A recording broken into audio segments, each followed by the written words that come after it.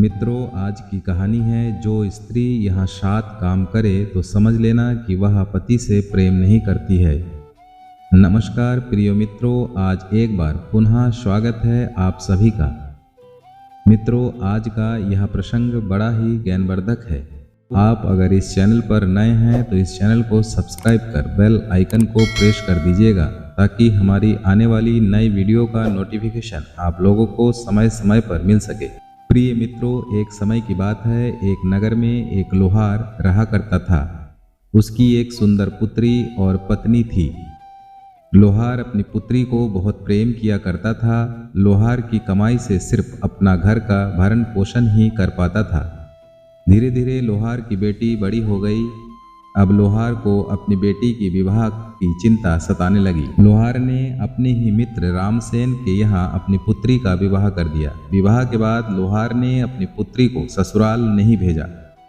लोहार ने समधी रामसेन से कहा कि अपनी पुत्री को 1 साल तक उसने ससुराल नहीं भेजूंगा क्योंकि मेरी पुत्री की आयु अभी कम है।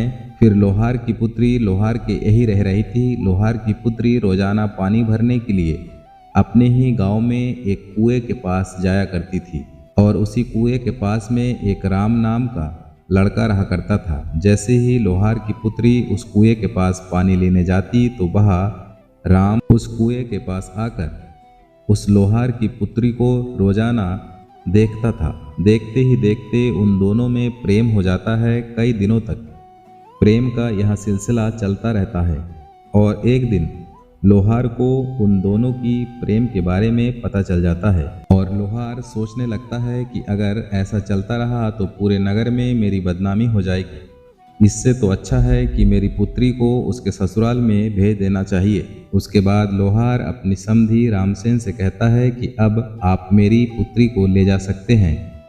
मित्रों, उसके बाद दूसरे ही दिन उस लोहार के समधी ने अपने पुत्र को उसके ससुराल में भेजा। जैसे ही लोहार का दामाद उसके घर आता है तो लोहार अपनी दामाद की खूब खातिरदारी करता है, उसका खूब आदर स्वागत करता है। उसके बाद लोहार का दामाद रात्रि का भोजन करने के बाद सो जाता है। जैसे ही आधी रात्रि का समय होता है, लोहार की पुत्री चुपके से घर से बाहर निकल जाती है और यह सब लोहार का दामाद देख लेता है। लोहार की पुत्री का पति इस नज़ारे को देखकर सोचने लगता है कि मेरी पत्नी चरित्रहीन तो नहीं है। ये आधी रात को आखिर कहाँ जा रही है और किससे मिलने जा रही है। तो मित्रों, उसका पीछा करते करते वह भी अपनी पत्नी के पीछे पीछे जाने लगता है और वह पीछे पीछे जाकर देखता है कि वह अपने प्रेमी राम से मिलती है। इस दृश्य को देखकर लोहार के पुत्री का पति वापस अपने ससुराल में आकर सो जाता है और फिर जैसे ही सुबह का समय होता है तो वह अपनी पत्नी को लेकर अपना घर चला जाता है। उसके बाद उसके पत्नी की प्रेमी राम अपनी प्रेमिका से मिलने के लिए बहुत ही बेताब था और एक दिन राम अपनी प्रेमिका से मिलने के लिए उसके ससुराल के गांव में जाता है और एक साधु का भेष बना लेता है और अपनी प्रेमिका के ससुराल के घर के द्वार पर जाकर खड़ा हो जाता है। लोहार की पुत्री द्वार पर आता है, साधु के भेष में अपने प्रेमी को पहचान जाती है और फिर साधु के वेश में जो राम था वो अपनी प्रेमिका से कहता है कि प्रिय, आज किसी भी तरह से बहाना बनाकर मुझे घर पर रोक लो। मित्रों, उसके बाद लोहार की पुत्री अपनी प्रेमी को घर के अंदर बुला लेती है। घर के सभी सदस्य उसका खूब स्वागत करता है और एक साधु समझकर घर के सभी उससे आशीर्वाद प्राप्त करते हैं। उसके बाद जैसे ही रात्रि का समय होता है तो जो लोहार की पुत्री का पति था वो उसकी सूरत को पहचान जाता है और वो सोचने लगता है कि आज मेरी पत्नी जैसे ही अपनी प्रेमी से मिलने के लिए जाएगी तभी उसे रंगे हाथ पकड़ लूँगा।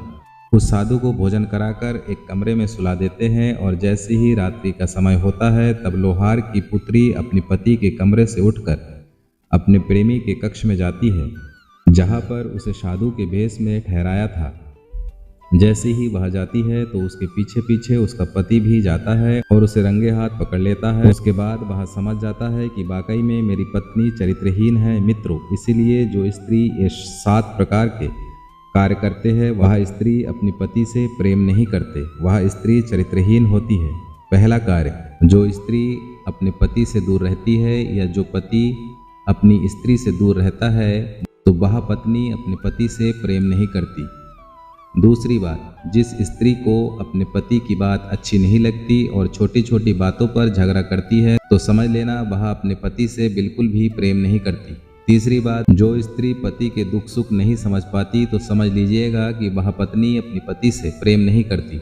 चौथी बात, जो स्त्री बार बार पड़ोसी के घर में जाती है और जाकर वह कई घंटों तक बैठी रहती है और अपने पति के आ जाने से चुपके से आ जाती है तो समझ लीजिएगा कि वह स्त्री चरित्रहीन है और अपने पति से प्रेम नहीं करती है।